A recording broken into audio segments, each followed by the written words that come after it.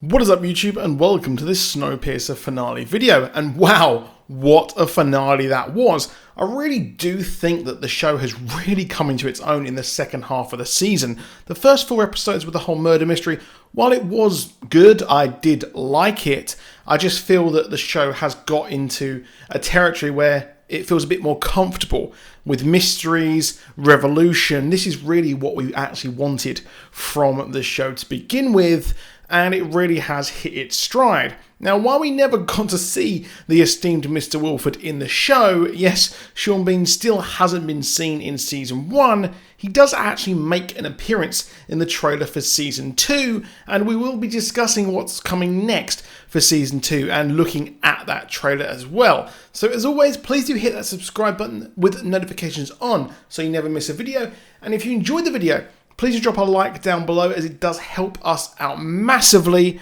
And while these videos are over, I might do some more videos over the break for this season, and I will be doing a Stargirl Season 1 review as well next week. The two-parter opens with how Melanie may have got rid of Wilford, and she wanted to slowly introduce a utopian society, but it didn't work out and humanity went back to how it is in our true society. Yes, paralleling what we're going through right now. She is a tragically complex character, and it is a testament to the show's writing and Jennifer Connelly's acting that made Melanie the best character on the show by a long way. The revolution is in full swing, and First Class want to wipe out the train of all those people who are rebellion, and they're going to use gas, but they don't really care if a few civilians actually get killed because they're the bad civilians, aren't they? You know, the bad ones who won't do what we say. Yeah, the Guard and the Vulgars are pretty much irredeemable at this point, showing them to be truly evil. We find out how Melanie was actually able to fool the train for so long, as she had audio files and all of Wilford's books and journals, so I guess she could literally copy his voice, can create audio broadcasts, and it is in the tone of what he would actually think, because she has everything. Melanie is then taken to be executed in one hell of a gruesome way, which results in a lung being turned into ice, which is harrowing to say the absolute least. But Glassy's engineer saves her absolutely in a Chad way, and she is the only one who can fix the train considering she built it. It's pretty stupid that they try to kill her, but this is to show us the prisoners who would be sacrificed later and get us to kind of feel something for them there. Andre also finds out that he is a father, and he's angry with his ex for giving up Josie, which led to her death. But she did it because, well, they have a kid together, so I guess characterization? Yeah, I'm not really sure on that one. But good old Trevor from GTA is back, and to the surprise of absolutely no one, he is concocting a plan to get your boy Andre to surrender so the Vulgars can run the train with the security guards. I feel like this whole bit was a tad rushed, as there was so much going on in the finale, and this character would have been really interesting to see how he would have played both sides, but there's just too much going on, and I feel like they could have maybe pushed this a bit earlier if they got rid of the whole murder mystery choppy winky time. Now, Andre actually considers surrendering, but they concoct a plan to decouple and recouple the train to actually get rid of the middle, those who stand in the way of revolution, which is pretty smart, but it must be done very quickly. I thought LJ would have been in on this, which is why she sent her parents to go and accept the surrender. Maybe she knew that something was going to happen, or she just expected them to die there at the tail of the train, but she was absolutely distraught that her parents died, and, well, I guess there's that. They might still be alive, though.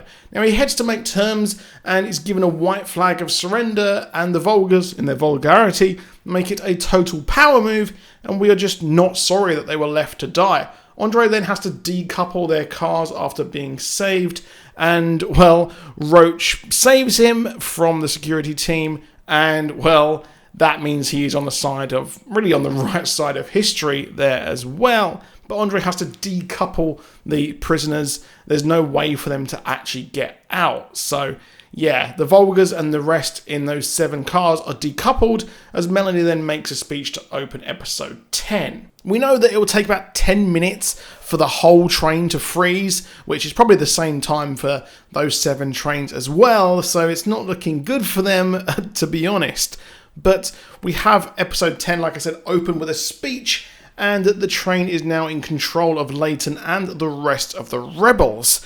Andre also tells Miles about Josie and then finally makes his speech to those in charge of the rest of the train that they will have elected officials and of course a constitution. Thomas Jefferson would be proud there. We see the effects of the aftermath as the Volga's cabin is looted, everyone is doing it in her parents' bed, and Trevor from GTA has made his alliance with the janitors, which would be a tough faction moving into Season 2, considering he is now running a smuggling ring. We also see a look at Melanie's child, which is playing the same music in her memories with her child as it was in the broadcast. No doubt Wilford actually grabbed her as, well, she didn't make it to the train, as we know. But we don't know who the father is, so I think adding another layer of intrigue would be having Mr. Wilford be her father, and maybe that is why her daughter is so very indoctrinated and things like that. So maybe he kind of got her on his side and used his cult of personality to kind of convince her. So like I said, a mysterious signal is being found by Glass's engineer, and on the radio, Melanie used to actually help do the decoupling. They find out that the thing is coming closer. Now I expected it's because they're going to Chicago, and I expect a few people who were actually or surviving where the train left, the people who didn't make the train, I expected that they would be the ones who are there. But it is actually a supply train, and there are actual different trains in the comic. There are multiple different ones, so it makes sense considering that Wilford sold tickets. He wasn't going to just build one train as a singular arc, because that wouldn't have made him so much money. And it is Big Alice, which is an experimental train, so I imagine that Melanie didn't know that he was using these trains for what he wanted to, and I expect he's built more in secret. Now, in the comic, they also use the other trains to actually fix parts on the Snowpiercer, which is what Bennett actually wants to do, as Melanie goes off and to fix the train all on her own. Yeah, a bit convenient. It becomes clear that Wilford wants to aggressively board the train to take that Snowpiercer by force, to the delight of Ruth, who is a total simp for Wilford. I would expect that he has somehow managed to save the Volgas too, considering they paid so much towards the train and will no doubt want to restore order and flex his power. We see the train boarded as Melanie is on the outside of the train, but no doubt she will survive. And she's also on the outside, which is a parallel to, in the movie, people believe that you can actually survive on the outside, then it's all fake news, that you will literally die straight away, which happened in the movie. I'm not too pleased with the cliffhanger ending, as we see Alexandra, which is Melanie's daughter, but the inside of the train, or that engine, looks so much like the one from the movie. And the TV show is also set before the movie, and in the comic, passengers had to evacuate part of Snowpiercer to get onto another train. So I expect that's what's going to happen in Season 2.